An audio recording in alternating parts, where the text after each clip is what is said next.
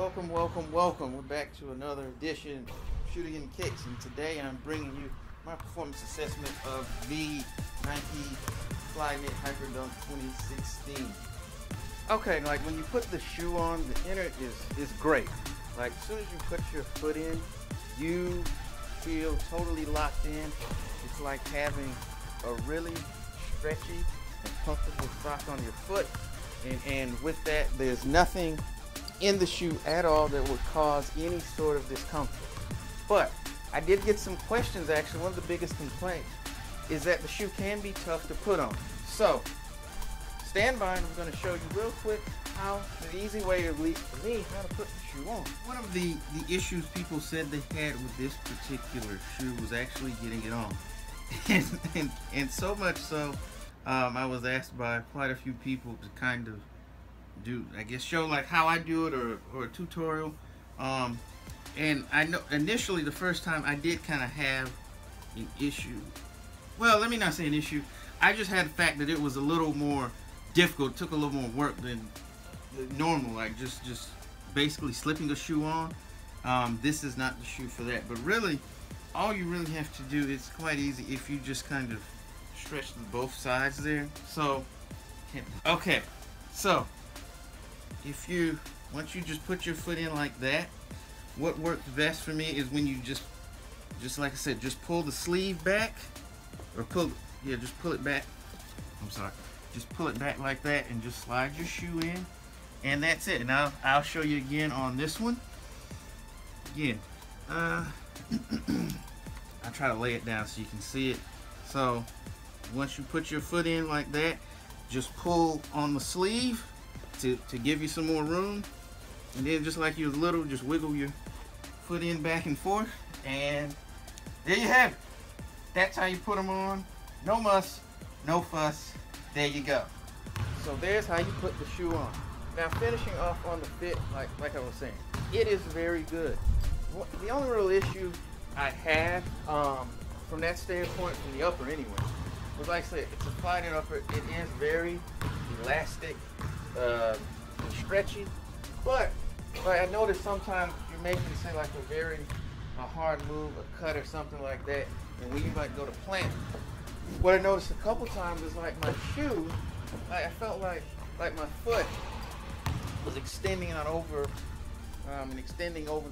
the boundary of the footbed, and like it wasn't ever to a point where I thought like, hey, the shoe's not going to be able to get me back where I need to be, because it always did.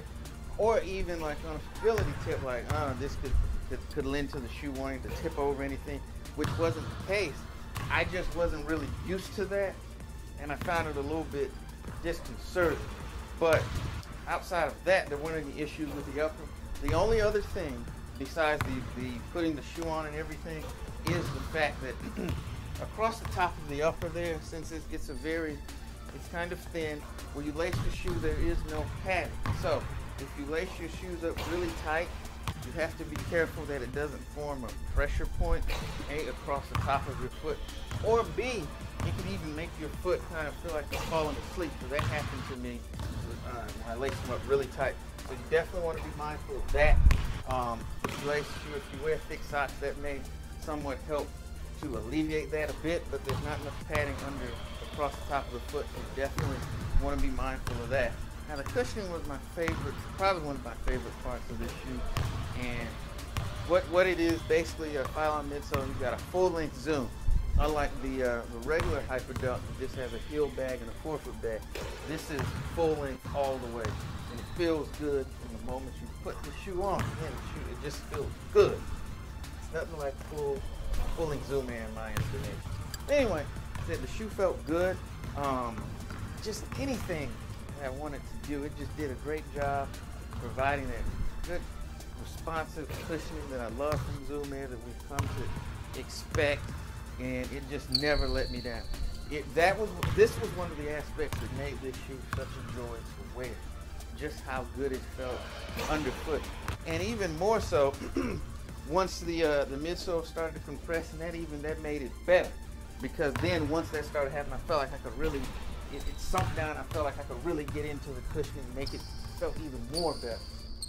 better. It felt even better. Jeez, what was that? So it was just great, and it's one of the things I feel like it is robust enough all the way up to center. I mean, look at look at the NBA. I mean, DeAndre Jordan was wearing these to let you know the variety of players that it can accommodate, to the biggest and even to the smallest. Now, the only thing that I will say, the caveat is, and I didn't realize this until I'd actually put on the Kyrie 3. And I'm going to show you what I mean. Okay, first, excuse me. Let me go ahead and apologize for the shakiness of the camera. I don't know, it's just due to the nature of this particular gym. There's no bleachers or anything to kind of buffer the vibrations of the basketball hitting the floor. And I've tried it in multiple different locations, so just bear with that during this particular part of the video, so I'll be brief. Anyway, I figure the best way for me to really differentiate and try to articulate to you all the difference in court feel between the two shoes, not just maybe sit there bumping my gums, but for me to actually put one shoe on one foot, one on the other foot, and kind of tell you what's going on in real time. So that's what I'm doing. So, like I said, it's immediately noticeable the moment you put the shoe on. Just the difference in height as far as how far your foot sits off the ground in each shoe. And like I alluded to earlier, it's not bad in the Hyperdunk by any means. This is not like the Air Max 360 DE by any stretch, but it's certainly not as to the level as it is in the Kyrie 3. The court feel in that shoe it's just way better.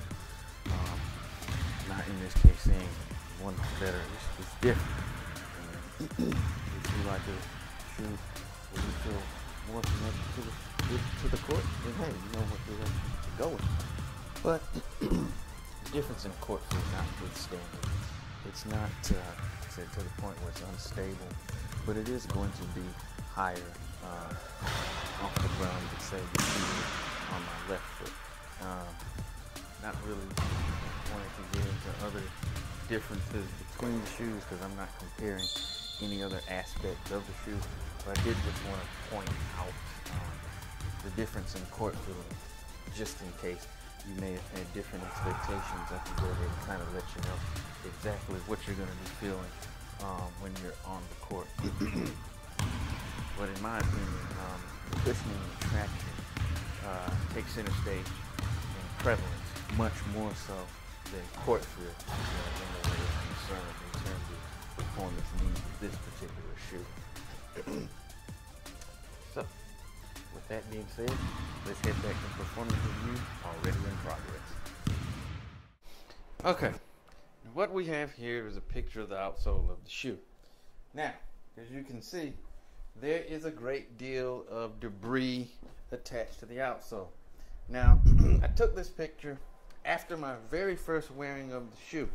Now, granted, the court that I played on this particular day was kind of dusty, which is not the normal state of the court, but in hindsight I'm glad it was because it allowed me to test out the capabilities of the outsole under some degree of duress.